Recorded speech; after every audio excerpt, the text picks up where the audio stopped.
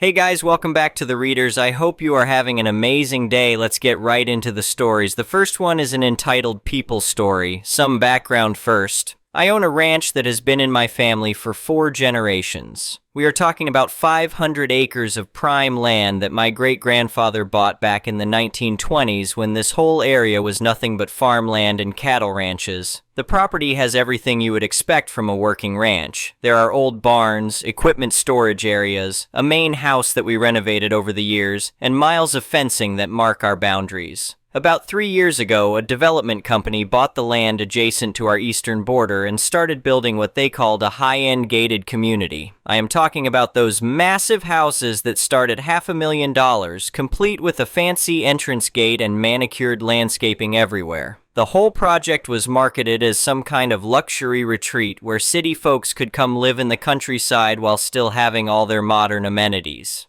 Now, I want to be clear about something. I am not one of those property owners who gets upset every time someone builds nearby. Progress happens, and as long as people respect boundaries, I have no problem with neighbors. My wife and I actually thought it might be nice to have some civilization closer by. We had been pretty isolated out here for decades. The problem started about 8 months ago when I was doing my usual morning rounds checking on the livestock. I was riding along the back portion of our property, probably 2 miles from the main road, when I spotted something that made me stop dead in my tracks.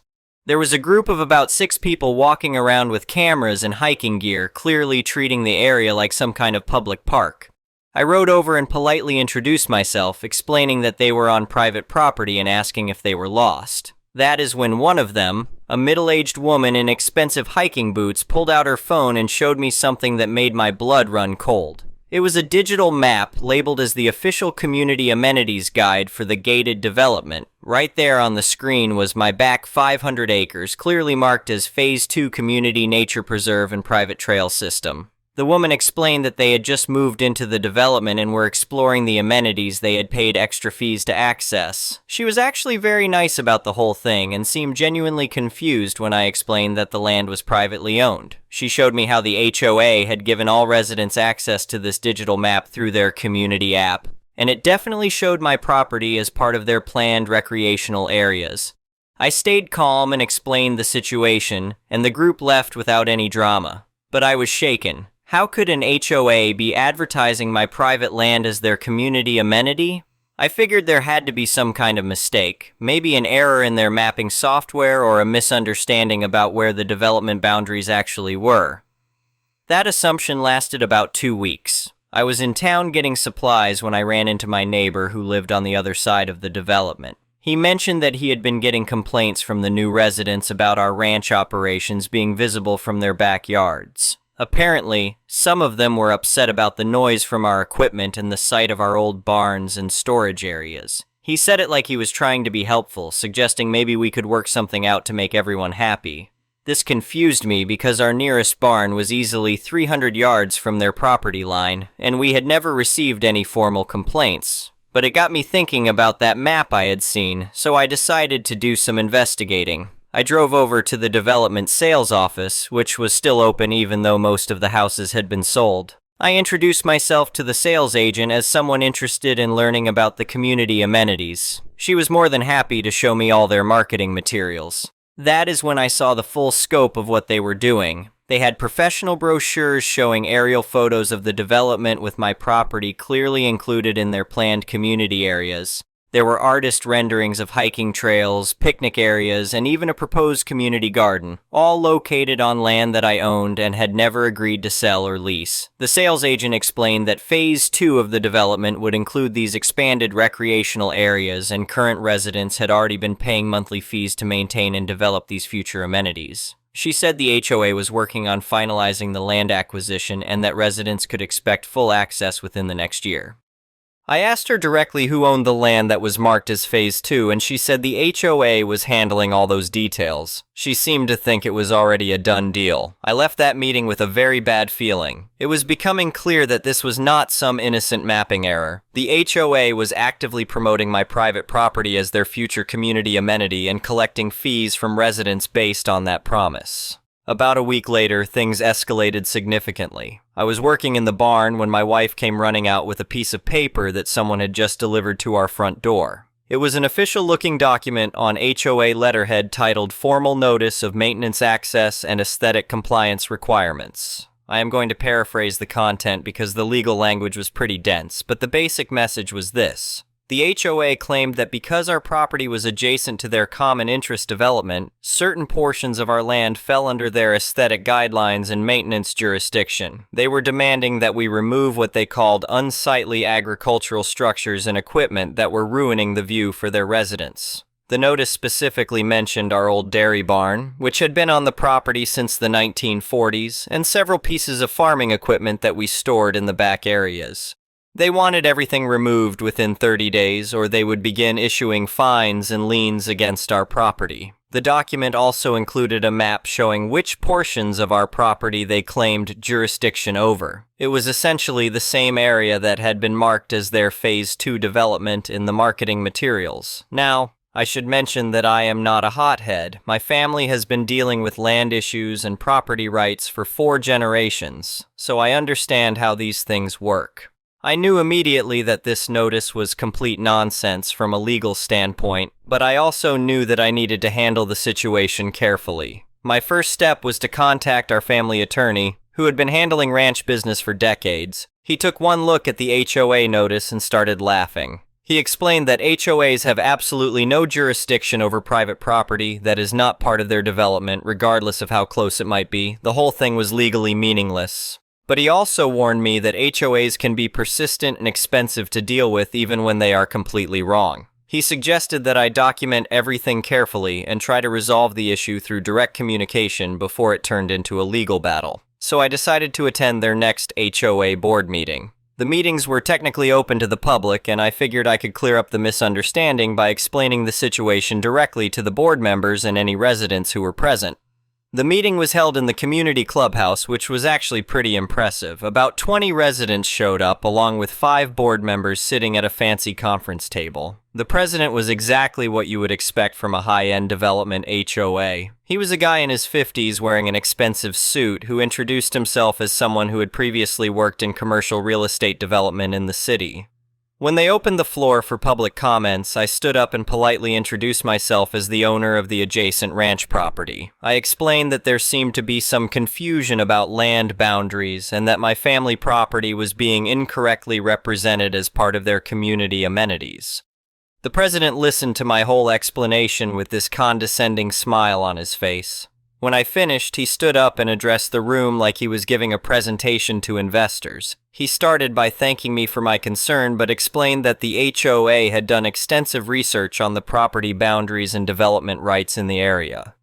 He claimed that because my property had been undeveloped agricultural land for so many decades, and because it was now adjacent to a planned community, certain portions fell under what he called prescriptive easement rights. I am not a lawyer, but I know enough about property law to understand that he was completely misusing legal terminology. Prescriptive easements are very specific legal concepts that definitely did not apply to our situation. But then he really crossed the line. He pulled out a large poster board showing what he called a certified map of the community development plan. It showed my property clearly marked as HOA jurisdiction, with detailed plans for trail development and recreational facilities. He told the assembled residents that some property owners in rural areas do not always understand modern land use planning, and that the HOA was working to educate everyone about how community development works in the 21st century. The room full of residents was nodding along like this all made perfect sense. Several of them made comments about how excited they were about the expanded recreational opportunities and how much they appreciated the HOA board for securing access to such beautiful natural areas. I tried to interrupt and explain that the map he was showing was not a legal document and that my family had clear title to all the land in question. But the president dismissed my concerns by saying that all the legal details were being handled by their attorneys and that property owners needed to work with the community rather than against it. The meeting ended with the board voting to proceed with their Phase 2 development plans and to continue collecting the monthly fees from residents for future amenity maintenance. I left that meeting understanding that this was not going to be resolved through polite conversation. These people were not operating in good faith, and the president clearly thought he could intimidate me into going along with their plans. Over the next few weeks, the situation got much worse. I started finding marking stakes and surveyor flags on our property, clearly placed by some kind of fencing or construction company. When I called the HOA office to ask about it, they told me they were just preparing for future trail development and that I should direct any concerns to their legal team. Then I received something that really made me angry. It was a bill from the HOA for what they called Land Management and Community Enhancement Services. They were literally charging me a monthly fee for being included in their community development plan. The bill explained that as a property owner in the extended community area, I was responsible for my share of maintenance costs for the planned recreational facilities. The amount was not huge, maybe $150 a month, but the principle of the thing was outrageous. They were not just claiming jurisdiction over my property, they were actually trying to charge me for the privilege of having my land stolen. But that bill also gave me a crucial piece of information. It mentioned that all residents in the development were paying special assessment fees specifically for the Phase 2 Nature Preserve development. The bill included a breakdown showing that the HOA was collecting over $30,000 per month from residents for this project. That is when I realized the full scope of what was happening. The HOA president was not just making empty threats or trying to intimidate me into compliance. He was running an actual scam, collecting tens of thousands of dollars from residents every month for a recreational area that did not exist and that the HOA had no legal right to develop. This was the moment I stopped being polite and started planning my response. My first move was to contact our family attorney again and explain everything that had happened since the board meeting. He immediately understood the seriousness of the situation and recommended that I file a formal notice of quiet title action to establish clear legal ownership of the disputed property. A quiet title action is basically a legal procedure where you ask a court to officially confirm your ownership rights to a piece of property. It is typically used when there are competing claims or when someone is challenging your ownership rights. In our case, it would force the HOA to either prove their ownership claims in court or drop their demands entirely. But my attorney also suggested something that turned out to be brilliant. Instead of just filing a lawsuit and letting the whole thing play out in court over months or years, he recommended that I invite the HOA to a public meeting where they would have to present their evidence for their ownership claims. The idea was to organize a land boundary clarification meeting at a neutral public location where both sides could present their documentation and settle the dispute in front of the affected residents. This would put pressure on the HOA to either produce legitimate proof of their claims or admit that they had been misleading their residents.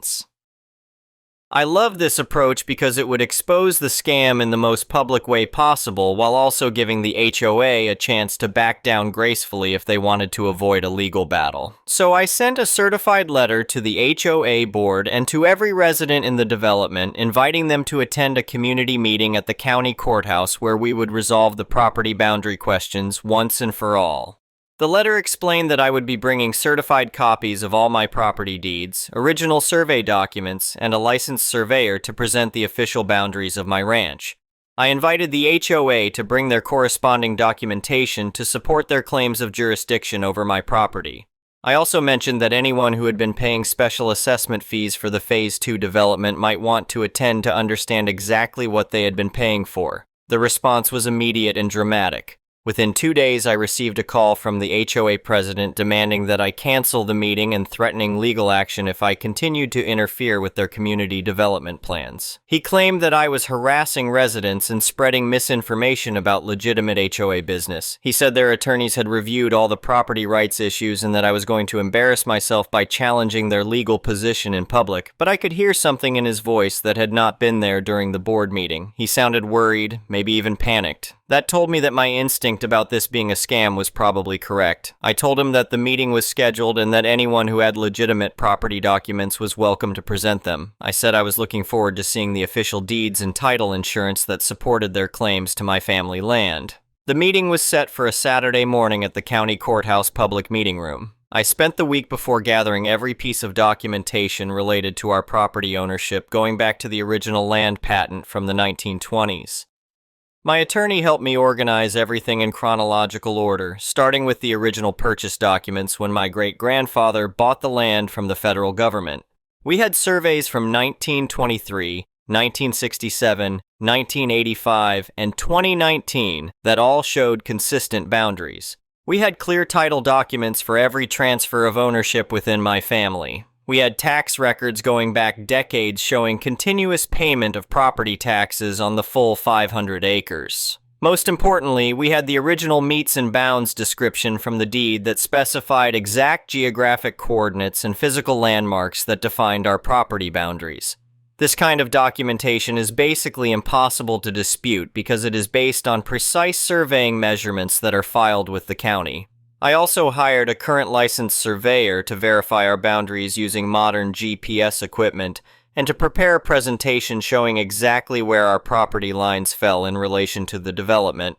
The night before the meeting, I was nervous but confident. I knew we had ironclad documentation of our ownership rights, but I also knew that public confrontations can be unpredictable, and I was not sure how the residents would react when they learned they had been paying fees for something that did not exist. Saturday morning came and I arrived at the courthouse early to set up. I brought a projector so we could display documents and maps for everyone to see. My attorney was there along with the surveyor and his equipment. By 10 a.m., the meeting room was packed. Almost every resident from the development had showed up, along with several of their family members and friends. The HOA board members sat together in the front row, with the president looking like he would rather be anywhere else. I started the presentation by explaining the purpose of the meeting and showing the invitation letter that had brought everyone together. I thanked everyone for coming and said that I hoped we could clear up the property boundary questions in a way that was fair to everyone. Then I began walking through our documentation, starting with the original land patent and working forward through 4 generations of ownership.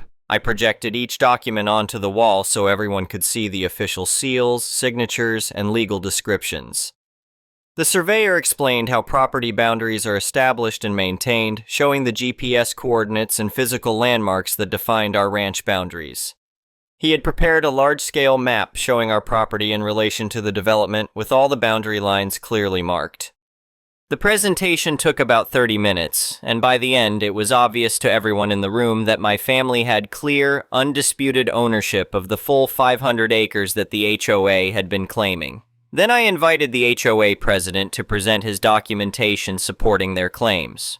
What happened next was the most satisfying moment of the entire ordeal. The president stood up and walked to the front of the room, but instead of carrying a briefcase full of deeds and surveys like I had expected, he was empty-handed. He cleared his throat and started talking about how property law was complicated, and how rural property owners often did not understand modern community development standards.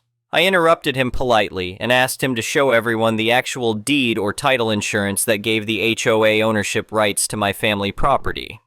I explained that everyone in the room had just seen detailed documentation going back 100 years establishing our ownership, so now it was time to see the legal basis for the HOA claims. The president started getting flustered. He said that their legal documentation was still being finalized and that the HOA attorneys were handling all the technical details. He claimed that they were in the process of establishing prescriptive easement rights and that these things took time to complete through the proper legal channels. That is when my attorney stood up and addressed the room. He explained that prescriptive easements require continuous use of property for a specific period of time, typically 15 to 20 years depending on state law. Since the HOA had only existed for 3 years, and since there was no evidence of any continuous use of my property by the development residents, there was no legal basis for any easement claims.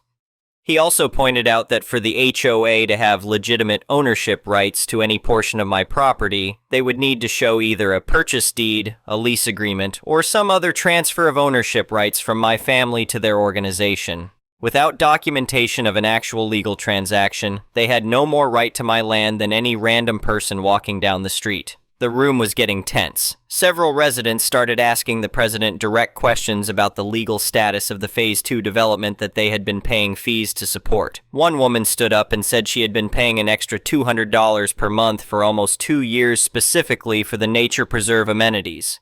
She wanted to know where that money had gone if the HOA did not actually own or control the land where those amenities were supposed to be built. Another resident mentioned that the HOA had recently sent out a special assessment notice asking for additional Phase 2 development fees to fund trail construction and maintenance equipment. He wanted to see the contracts and permits for this work. The president kept trying to deflect these questions by talking about ongoing legal processes and community development timelines, but it was becoming obvious to everyone that he did not have any real answers. That is when my surveyor dropped the final bomb. He had been quietly setting up his equipment during the discussion, and he announced that he had just completed a real-time GPS survey of the meeting room location in relation to the development and my ranch boundaries. He projected a current satellite map showing the exact property lines overlaid on an aerial photograph of the area. Everyone could see precisely where the development ended and where my ranch property began. There was no ambiguity, no disputed border areas, and no gray zones where HOA jurisdiction might apply. The surveyor then overlaid the HOA marketing maps that had been shown at their board meetings, and the fraud became undeniable. The HOA materials showed my property as their planned recreational area, but the actual legal boundaries proved that they had no rights to any of that land. The room erupted. Residents started demanding explanations from the board members. Several people were shouting about wanting their Phase 2 fees refunded immediately. Someone mentioned calling the police or the state attorney general office to report fraud. The HOA president tried to regain control by claiming that there had been some kind of mapping error and that the board would investigate the discrepancies. But by then, his credibility was completely shot. Everyone could see that this was not an innocent mistake, but a deliberate misrepresentation of property ownership. One of the board members, a woman who looked like she had not known about any of this beforehand, stood up and resigned on the spot. She said she had trusted the president to handle all the legal details, and that she wanted no part of anything that might involve fraud or misrepresentation to the community residents. Two other board members quickly followed her lead, leaving just the president and one other guy who seemed to be in on the scheme from the beginning. The meeting basically dissolved into chaos after that. Groups of residents were huddled together comparing notes about how much they had paid in special assessments and trying to figure out what their legal options were. Several people approached me to apologize for the situation and to ask if there was anything they could do to help resolve things. I told everyone that I bore no ill will toward the residents themselves and that I understood they had been misled about the situation. I said my only goal was to protect my family property and to make sure the trespassing and fraudulent claims stopped immediately. But I also made it clear that I would be taking legal action to recover damages and to prevent any future attempts to claim jurisdiction over my land. The meeting ended with about half the residents signing up to join a class action lawsuit against the HOA and the president personally. They had been paying thousands of dollars in fees for amenities that never existed and that the HOA never had any legal right to provide. Over the next few weeks, the situation unraveled quickly for the HOA. The remaining board members hired their own attorney to investigate what the president had been doing with the Phase 2 assessment money, and what they found was not good. It turned out that the president had been using the HOA fees to pay for his own legal and consulting costs related to what he called land acquisition projects. He had spent tens of thousands of dollars on lawyers and land use consultants, apparently believing that he could find some way to force me to give up portions of my property through legal pressure or regulatory mechanisms. Even worse, he had been telling residents that the Phase 2 development was guaranteed to proceed and had used those promises to justify raising HOA fees and issuing special assessments. Some residents had made decisions about buying homes in the development specifically because of the promised recreational amenities. The new board fired the president immediately and hired a forensic accountant to trace all the missing money. They also voted to terminate all claims to my property and to issue formal apologies to both me and the community residents. But the damage was done. The development was facing multiple lawsuits from residents who wanted their money back, and several families decided to put their houses up for sale rather than continue dealing with the ongoing legal problems. My attorney filed a comprehensive lawsuit against the former president personally, seeking damages for trespassing, attempted theft of property rights, harassment, and intentional interference with our ranch operations. We also demanded that the HOA pay for a permanent fence along our shared boundary to prevent any future trespassing or boundary disputes. The legal proceedings took about 4 months to resolve, but the outcome was everything we could have hoped for. The former president agreed to a settlement that included paying for the entire cost of a high-end privacy fence along our property line, plus additional damages for the stress and disruption he had caused. The fence installation was actually pretty impressive. We are talking about almost 2 miles of commercial-grade fencing with private property no trespassing signs every 100 feet. The total cost was over $40,000, all paid by the former president and his insurance company. But the best part was that the settlement also required him to send a formal written apology to every resident in the development, taking full responsibility for the misrepresentation about the Phase 2 amenities and acknowledging that he had never had any legal right to my family property. The residents ended up getting most of their Phase 2 fees refunded through the class action settlement, though it took almost a year to work through all the legal details. The new HOA board was actually pretty reasonable to work with, and they made sure that all their community maps and marketing materials accurately reflected the actual boundaries of their development. As for the former president, he ended up in serious financial trouble from all the legal costs and settlement payments. About 6 months after everything was resolved, I heard that he had to sell his house in the development and move away. Apparently, the stress of living next to a community full of people he had scammed was too much for him to handle. The whole experience taught me a lot about how these modern HOAs operate and how some people think they can use official-sounding paperwork and legal intimidation to take what does not belong to them. But it also showed me that when you have solid documentation and you stand your ground, the truth usually wins out in the end. These days, our ranch is quieter and more peaceful than it has been in years. The new fence clearly marks our boundaries, and the new HOA leadership makes sure their residents understand where the development ends and private property begins. The most satisfying part of the whole saga is something that still makes me smile every December. For the past 3 years, the HOA board has sent us a Christmas card thanking us for our patience during the boundary dispute resolution and wishing our family well for the holidays. I think they want to make sure we know there are no hard feelings and that the new leadership respects our property rights. It is a small gesture, but it shows that they learned their lesson about trying to mess with people who actually know the difference between a marketing brochure and a real estate deed. My advice to anyone facing a similar situation is to document everything, know your legal rights, and do not let anyone intimidate you into giving up what legally belongs to you. Some people think they can overwhelm rural property owners with fancy titles and official-looking paperwork, but property law has been around for centuries, and it does not change just because someone prints up a nice-looking community map. The land my great-grandfather bought in 1923 is still our land today, and it will still be our land when my grandchildren inherit it someday. No HOA president with a big city attitude and a briefcase full of fake documents is ever going to change that basic fact. They tried to play real estate mogul with people who actually own the dirt. That was their first and biggest mistake.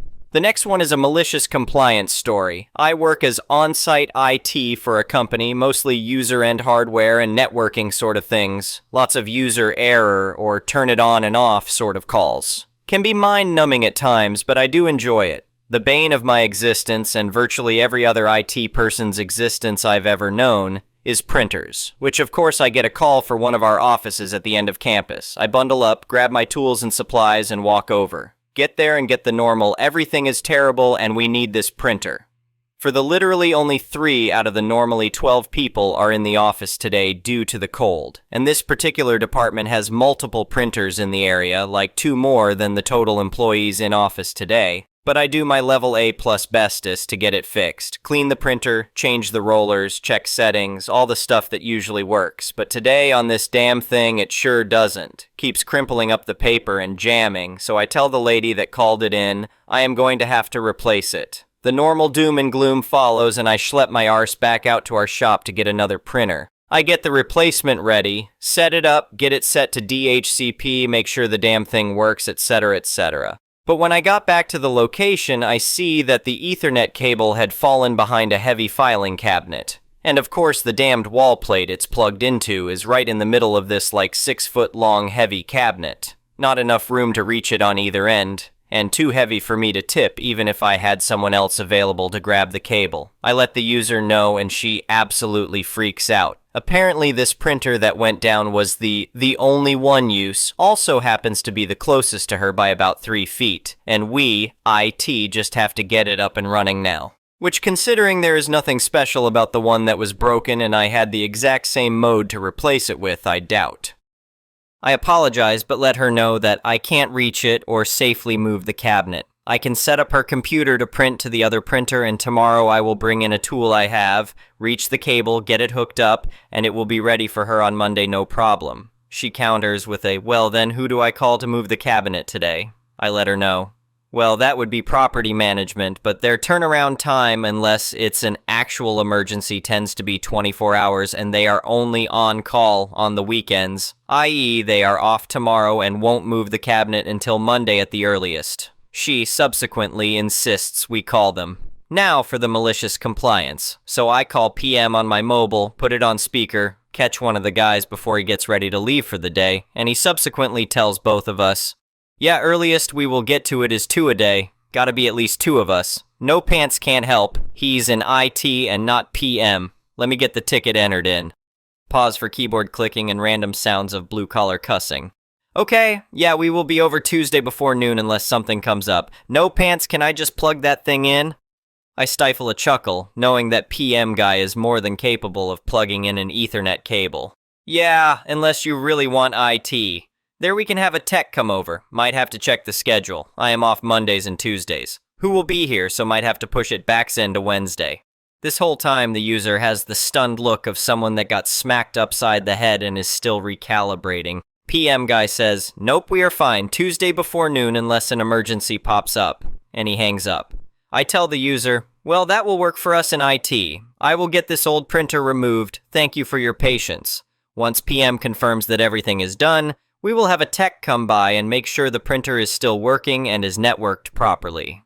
After I got back to the shop and told the other tech on duty we had a hell of a laugh, I called PM and told him to go ahead and cancel. I will bring my little grabber tool in tomorrow and get it hooked up. He said he would wait until Monday since if he cancels the appointment it will trigger an email for the user since her name is on the ticket in the system. Update. The cable has been successfully retrieved. Little grabby tool was able to get in there and get it. Cable was resecured on its insecure little clip to hold it up and subsequently plugged into the printer. The next one is an entitled People Story. This is my aunt's very recent story. She was shaken. She had tenants who moved out around the 15th of December because they bought their first house and wanted to spend their first Christmas there. They told her around September and also prepared a list of used items, so she bought some stuff and prepared most in advance. They weren't entitled. So they move out after cleaning. My aunt changes bulbs, has an electrician check wires, updates photos, cleans some more, and puts an offer for her flat. Timing wasn't very fortunate around Christmas, but she tried to find someone for early January. Some potential tenants called. There were weirdos believing the flat should be theirs, no rent involved, normal stuff. One lady, let's call her Ursula because it isn't close to her real name, called around the weekend after Christmas, so it was around the 27th of December. She asked normal questions, didn't want to set an appointment because they were somewhere on holiday. She'll talk with her husband and call on Monday. And she wants reservation till Monday 5th. My aunt didn't agree to reserve because people were calling and Ursula wasn't sure. Monday 5th. Ursula calls again. They will come back tomorrow, then we'll check the flat on Wednesday, 7th. This isn't bad. There is an official church and state holiday, 3 Kings, 6th, which means some lucky people get additional day off on Monday and have really long holidays. They both, including Ursula's husband, check the flat on Wednesday. He likes the flat in localization, she doesn't, and makes a list of demands. This furniture must go, that lamp is ugly, she doesn't like this type of gas stove, so my aunt must provide another, and let's not forget a new microwave my aunt must get them, something like that. So my aunt tells her, okay, I see this isn't a flat for you, plus I have more people asking. Then Ursula changes her mind and wants a reservation till Sunday, 11th, because this is a serious decision and they will discuss it properly. My aunt explained again that she had several people interested with set appointments, so the first one decides, first one gets the flat. Well, then Ursula will let her know tomorrow or the day after tomorrow, but only because her husband likes the flat. Friday comes and no call from Ursula. On Sunday, she calls and asks for extension of reservation till Monday. That reservation doesn't exist, as my aunt reminds her. On Monday 13th, no call. Later that week, there were at least 3 people checking the flat. One person decided and started filling documents, so my aunt decided to notify Ursula on Friday, 16th. Because even if they don't want the flat, it's honest that way, and she contacted other potential tenants too, so they don't waste time on this flat and find another. Ursula didn't pick up. My aunt left a recorded message and just in case a text message. There is another person who decided on taking the flat. She wishes them luck in finding their next place. Nothing from Ursula. Okay, done, right? Well, no. On Wednesday, 21st, that is yesterday, Ursula calls and tells my aunt they decided and will move in this weekend. My aunt was surprised. Didn't they check messages? No, Ursula slept and missed my aunt's call. At this point, my aunt explained she also wrote and another tenant got the flat. And then Ursula yelled, because they had this reservation, they will move in, or else. Besides, my aunt is a bad person who obviously isn't the owner and just pretended, and Ursula will find the real owner and will make him force my aunt out, and my aunt disconnected and blocked her. To be on the safe side, she also contacted OLX with all the timeline and so on. She says there is a chance of a bad review and revenge. At the moment, OLX didn't write back, but they have 2 to 3 days. So, possibly an entitled tenant or something worse. I really don't understand the lady's reactions. Anyway, thank you for watching.